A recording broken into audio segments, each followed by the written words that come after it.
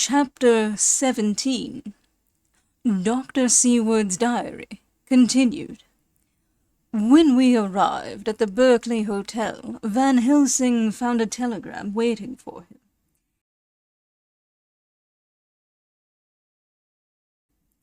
Am coming up by train.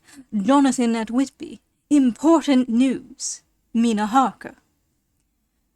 The professor was delighted. "Ah, that wonderful Madam Mina," he said. "Pearl among women. She arrive, but I cannot stay. She must go to your house, friend John. You must meet her at the station.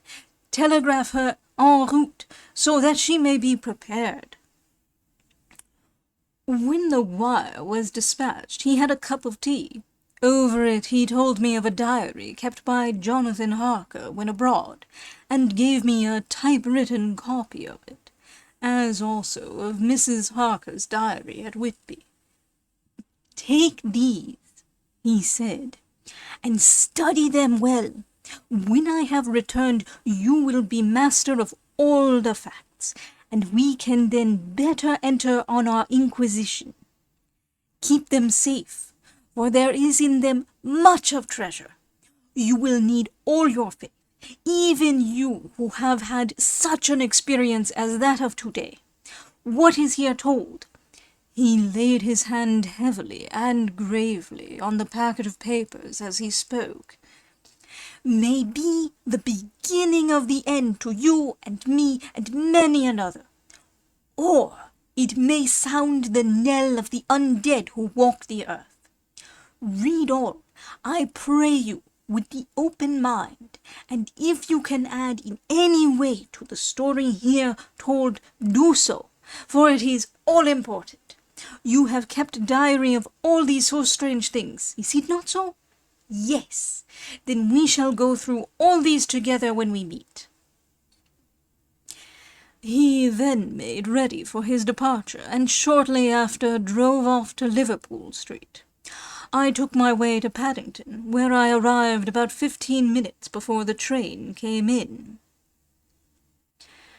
The crowd melted away after the bustling fashion common to arrival platforms, and I was beginning to feel uneasy lest I might miss my guest, when a sweet-faced, dainty-looking girl stepped up to me, and after a quick glance said, "Dr. Seward, is it not?" "And you are Mrs. Harker?" I answered at once, whereupon she held out her hand. "I knew you from the description of poor dear Lucy, but—" She stopped suddenly, and a quick blush overspread her face.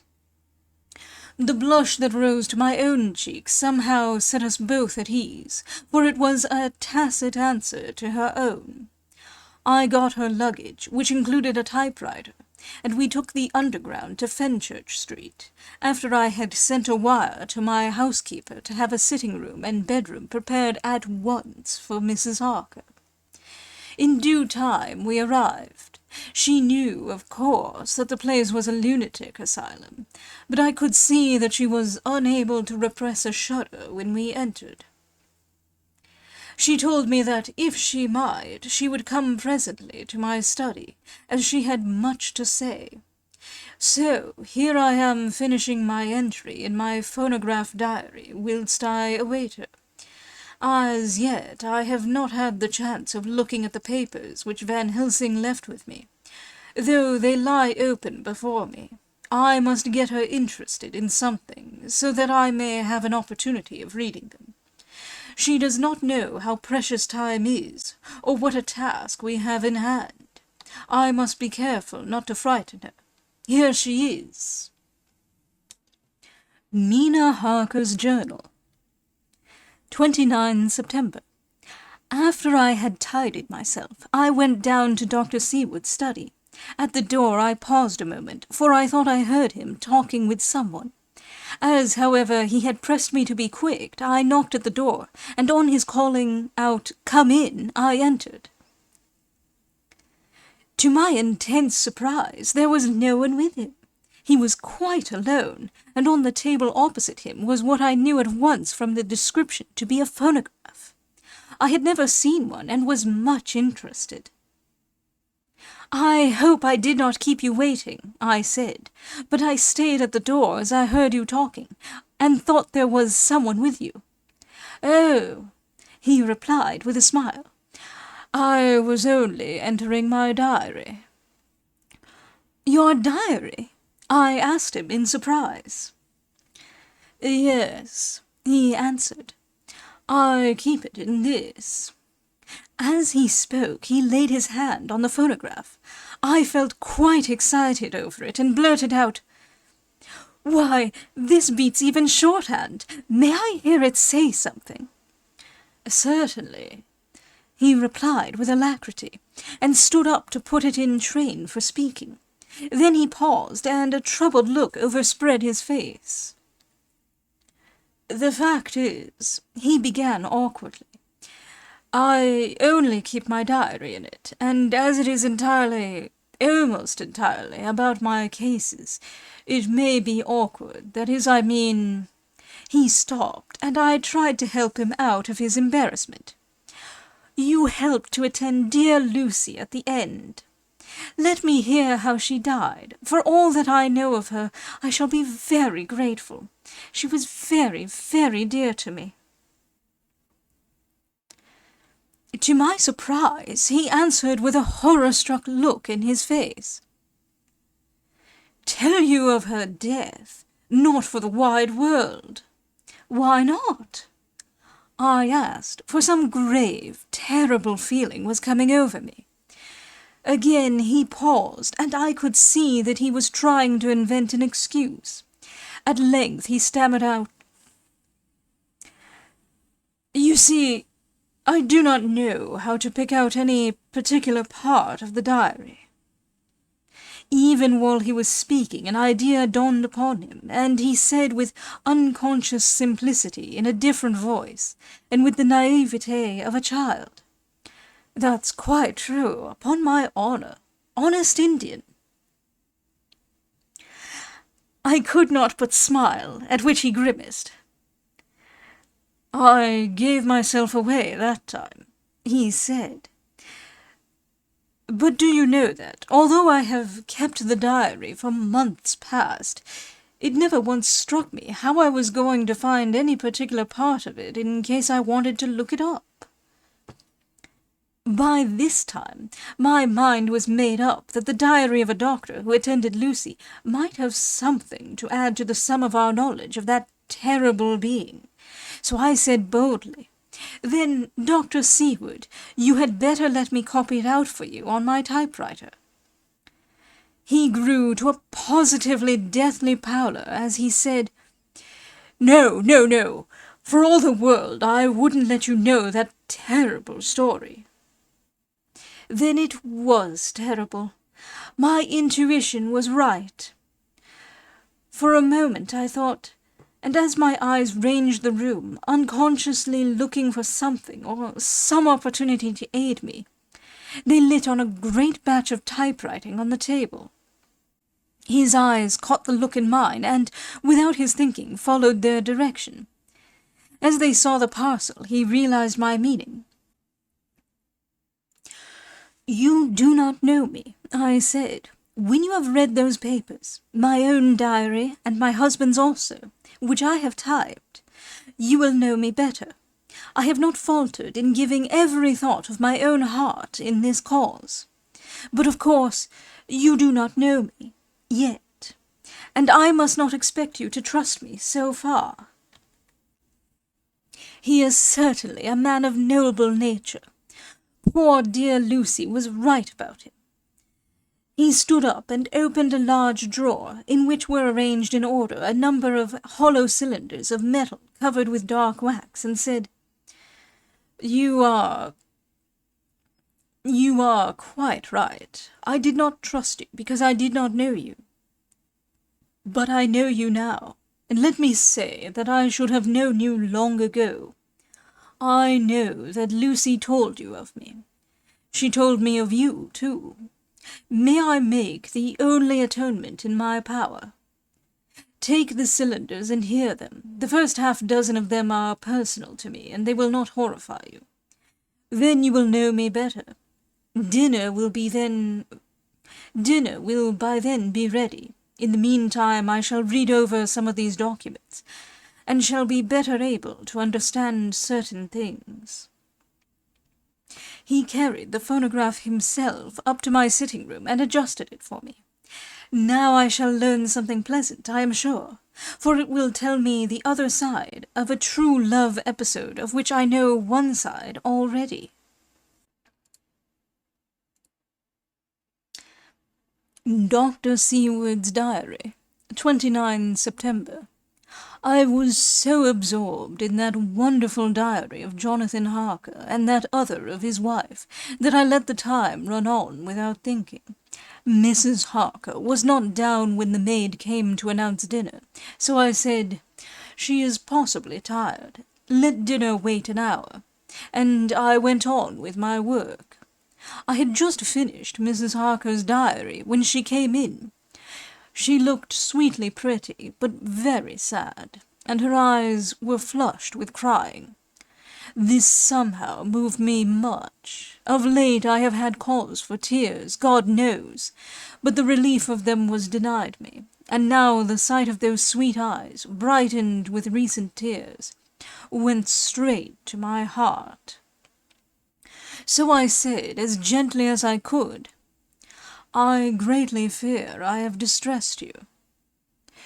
"Oh, no, not distressed me," she replied, "but I have been more touched than I can say by your grief. That is a wonderful machine, but it is cruelly true. It told me, in its very tones, the anguish of your heart. It was like a soul crying out to Almighty God. No one must hear them spoken ever again. See, I have tried to be useful. I have copied out the words on my typewriter, and none other need now hear your heartbeat as I did." "No one need ever know, shall ever know," I said in a low voice. She laid her hand on mine and said very gravely, "Ah, but they must." "Must? But why?" I asked. "Because it is a part of the terrible story, a part of poor dear Lucy's death, and all that led to it.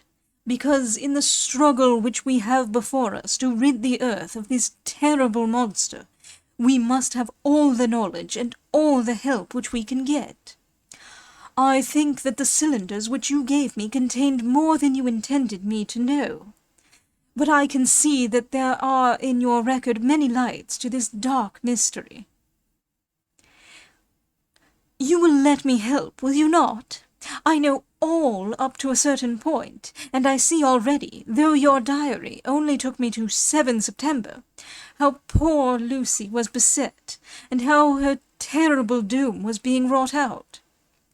Jonathan and I have been working day and night since Professor Van Helsing saw us. He is gone to Whitby to get more information, and he will be here tomorrow to help us. We need have no secrets amongst us. Working together and with absolute trust, we can surely be stronger than if some of us were in the dark." She looked at me so appealingly, and at the same time manifested such courage and resolution in her bearing, that I gave in at once to her wishes. "You shall," I said, "do as you like in the matter. God forgive me if I do wrong. There are terrible things yet to learn of. But if you have so far travelled on the road to poor Lucy's death, you will not be content, I know, to remain in the dark. Nay, the end, the very end, may give you a gleam of peace. Come, there is dinner. We must keep one another strong for what is before us. We have a cruel and dreadful task. When you have eaten, you shall learn the rest, and I shall answer any questions you ask, if there be anything which you do not understand, though it was apparent to us who were present." Mina Harker's journal, 29 September. After dinner, I came with Dr. Seward to his study. He brought back the phonograph from my room, and I took my typewriter. He placed me in a comfortable chair and arranged the phonograph so that I could touch it without getting up, and showed me how to stop it in case I should want to pause. Then he very thoughtfully took a chair with his back to me, so that I might be as free as possible, and began to read. I put the forked metal to my ears and listened.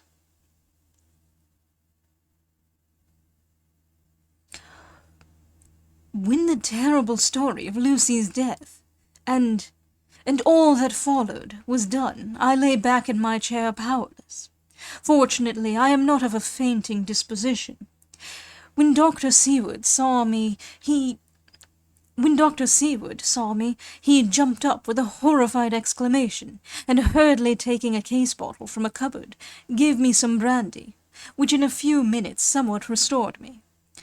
My brain was all in a whirl, and only that there came through all the multitude of horrors the holy ray of light that my dear Lucy was at last at peace. I do not think I could have borne it without making a scene. It is all so wild and mysterious and strange that if I had not known Jonathan's experience in Transylvania, I could not have believed. As it was, I didn't know what to believe, and so got out of my difficulty by attending to something else. I took the cover off my typewriter and said to Dr. Seward, "Let me write this all out now. We must be ready for Dr. Van Helsing when he comes. I have sent a telegram to Jonathan to come on here when he arrives in London from Whitby. In this matter, dates are everything, and I think that if we get all our material ready, and have every item put in chronological order, we shall have done much. You tell me that Lord Godalming and Mr. Morris are coming too. Let us be able to tell him when they come." He accordingly set the phonograph at a slow pace, and I began to typewrite from the beginning of the 7th cylinder. I used manifold, and so took 3 copies of the diary, just as I had done with all the rest. It was late when I got through, but Dr. Seward went about his work of going his round of the patients. When he had finished, he came back and sat near me, reading, so that I did not feel too lonely whilst I worked. How good and thoughtful he is! The world seems full of good men, even if there are monsters in it. Before I left him, I remembered what Jonathan put in his diary of the professor's perturbation at reading something in an evening paper at the station at Exeter. So, seeing that Dr. Seward keeps his newspapers, I borrowed the files of the Westminster Gazette and the Pall Mall Gazette, and took them to my room. I remember how much the Daily Graph and the Whitby Gazette, of which I had made cuttings, helped us to understand the terrible events at Whitby when Count Dracula landed. So I shall look through the evening papers since then, and perhaps I shall get some new light. I am not sleepy, and the work will help to keep me quiet. Dr. Seward's Diary, 30 September. Mr. Harker arrived at 9 o'clock. He had got his wife's wire just before starting. He is uncommonly clever, if one can judge from his face, and full of energy. If this journal be true, and judging by one's own wonderful experiences, it must be. He is also a man of great nerve. That going down to the vault a second time was a remarkable piece of daring. After reading his account of it, I was prepared to meet a good specimen of manhood, but hardly the quiet, business-like gentleman who came here today. Later, after lunch, Harker and his wife went back to their own room, and as I passed a while ago, I heard the click of the typewriter. They are hard at it. Mrs. Harker says that they are knitting together in chronological order every scrap of evidence they have. Harker has got the letters between the consignee of the boxes at Whitby and the carriers in London who took charge of them. He is now reading his wife's typescript of my diary.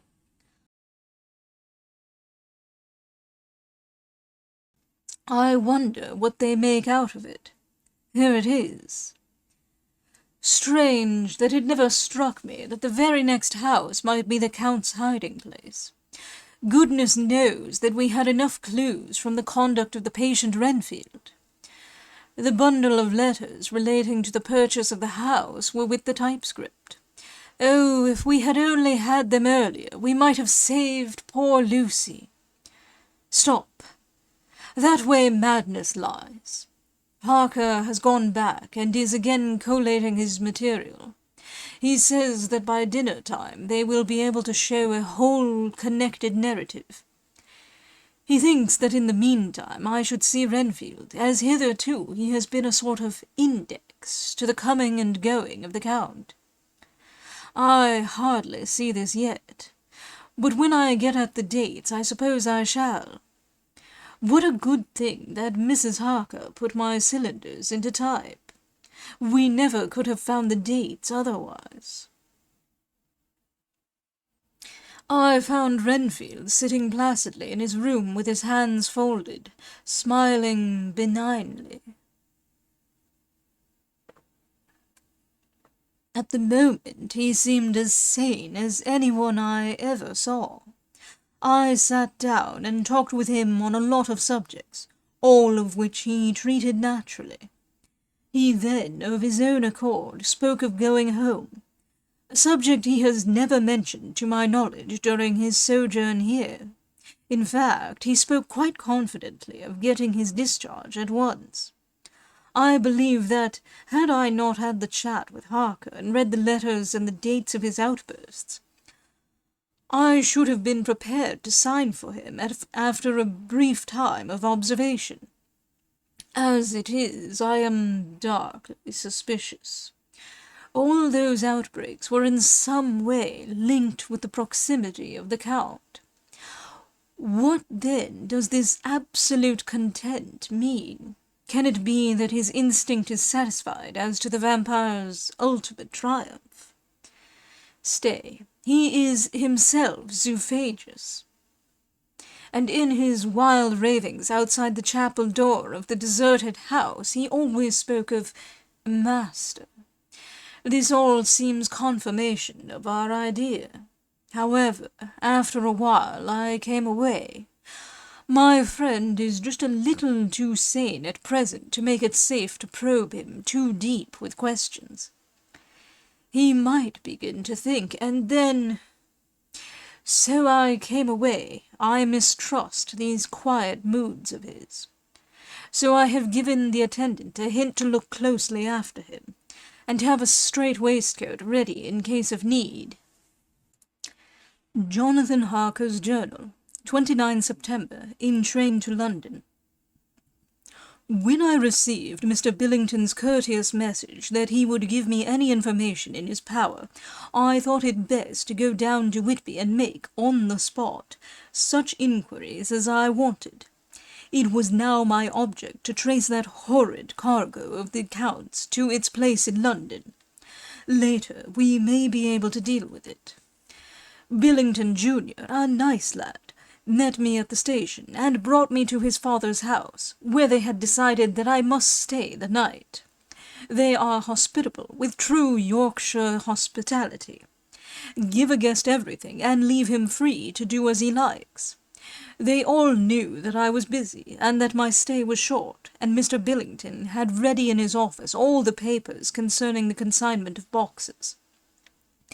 It gave me almost a turn to see again one of the letters which I had seen on the Count's table before I knew of his diabolical plans.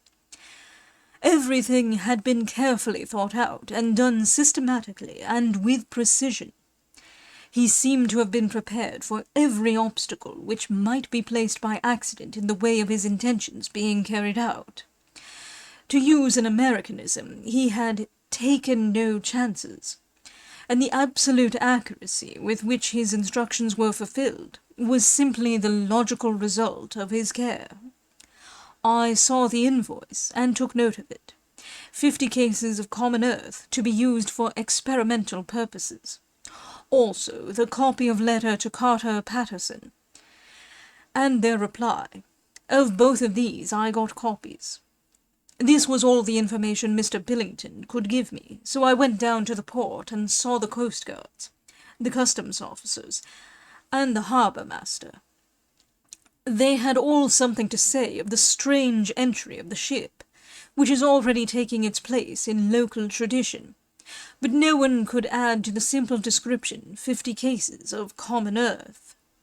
I then saw the station master, who kindly put me in communication with the men who had actually received the boxes.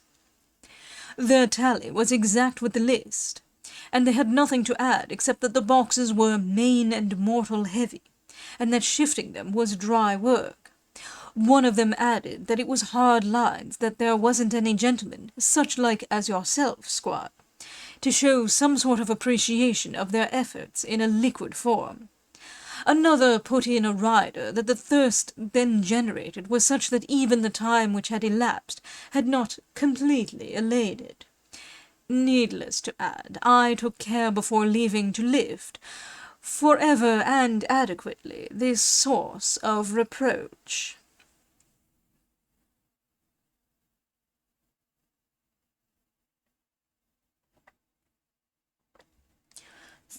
September. The station-master was good enough to give me a line to his old companion, the station-master at King's Cross, so that when I arrived there in the morning I was able to ask him about the arrival of the boxes. He, too, put me at once in communication with the proper officials, and I saw that their tally was correct with the original invoice. The opportunities of acquiring an abnormal thirst had been here limited. A noble use of them had, however, been made, and again I was compelled to deal with the result in an ex post facto manner. From thence I went on to Carter Patterson's central office, where I met with the utmost courtesy. They looked up the transaction in their day-book and letter-book, and at once telephoned to their King's Cross office for more details. By good fortune, the men who did the teaming were waiting for work, and the official at once sent them over, sending also by one of them the way-bill and all the papers connected with the delivery of the boxes at Carfax. Here again I found the tally agreeing exactly. The carrier's men were able to supplement the paucity of the written words with a few details. These were, I shortly found, connected almost solely with the dusty nature of the job, and of the consequent thirst engendered in the operators. On my affording an opportunity, through the medium of the currency of the realm, of the allaying, at a later period, this beneficial evil, one of the men remarked, "That here house, governor, is the rummiest I ever was in. Blimey, but it ain't been touched since 100 years. There was dust that thick in the place that you might have slept on it without hurting of your bones, and the place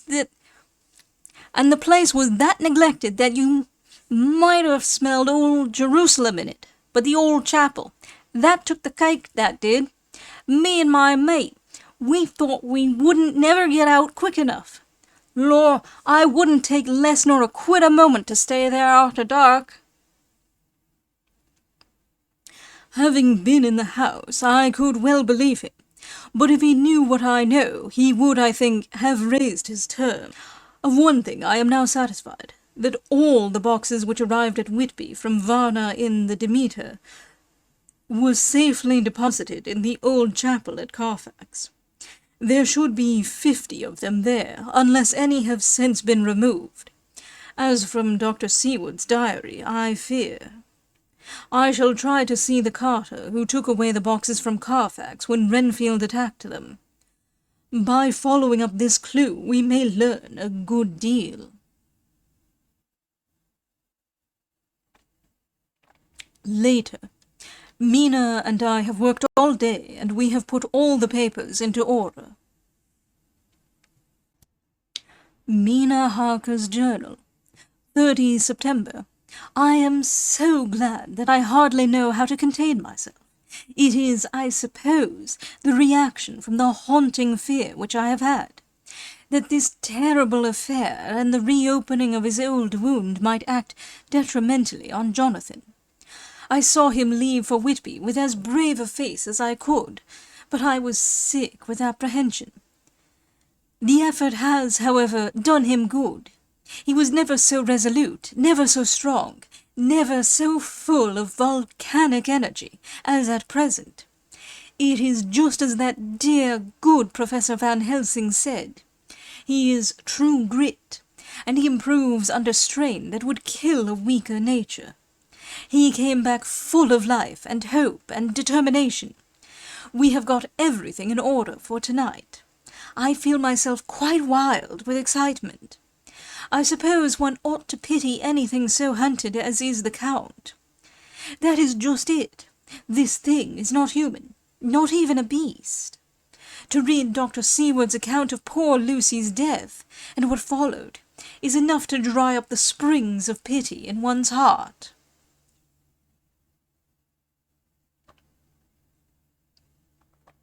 Later, Lord Godalming and Mr. Morris arrived earlier than we expected. Dr. Seward was out on business, and had taken Jonathan with him, so I had to see them. It was to me a painful meeting, for it brought back all poor dear Lucy's hopes of only a few months ago. Of course, they had heard Lucy speak of me, and it seemed that Dr. Van Helsing too has been quite blowing my trumpet, as Mr. Morris expressed it. Poor fellows, neither of them is aware that I know all about the proposals they made to Lucy. They did not quite know what to say or do, as they were ignorant of the amount of my knowledge, so they had to keep on neutral subjects. However, I thought the matter over, and came to the conclusion that the best thing I could do would be to post them in affairs right up to date. I knew from Dr. Seward's diary that they had been at Lucy's death, her real death, and that I need not fear to betray any secret before the time. So I told them, as well as I could, that I had read all the papers and diaries, and that my husband and I, having typewritten them, had just finished putting them in order. I gave them each a copy to read in the library. When Lord Godalming got his and turned it over, "It does make a pretty good pile," he said. "Did you write all this, Mrs. Harker?" I nodded, and he went on.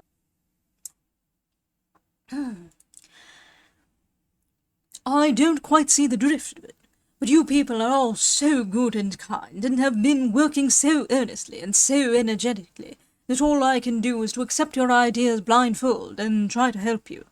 I have had one lesson already in accepting facts that should make a man humble to the last hour of his life. Besides, I know you love my poor Lucy." Here he turned away and covered his face with his hands. I could hear the tears in his voice.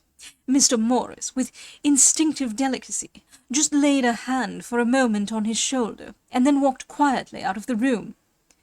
I suppose there is something in woman's nature that makes a man free to break down before her and express his feelings on the tender or emotional side without feeling it derogatory to his manhood. For when Lord Godalming found himself alone with me, he sat down on the sofa and gave way utterly and openly. I sat down beside him and took his hand. I hope he didn't think it forward of me, and that if he ever thinks of it afterwards, he never will have such a thought. There I wrong him. I know he never will. He is too true a gentleman. I said to him, for I could see that his heart was breaking, "I loved dear Lucy, and I know what she was to you, and what you were to her. She and I were like sisters, and now she is gone. Will you not let me be like a sister to you in your trouble? I know what sorrows you have had, though I cannot measure the depth of them. If sympathy and pity can help in your affliction, won't you let me be of some little service, for Lucy's sake?"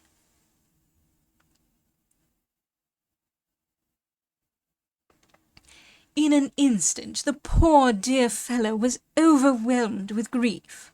It seemed to me that all that he had of late been suffering in silence found a vent at once. He grew quite hysterical, and raising his open hands, beat his palms together in a perfect agony of grief.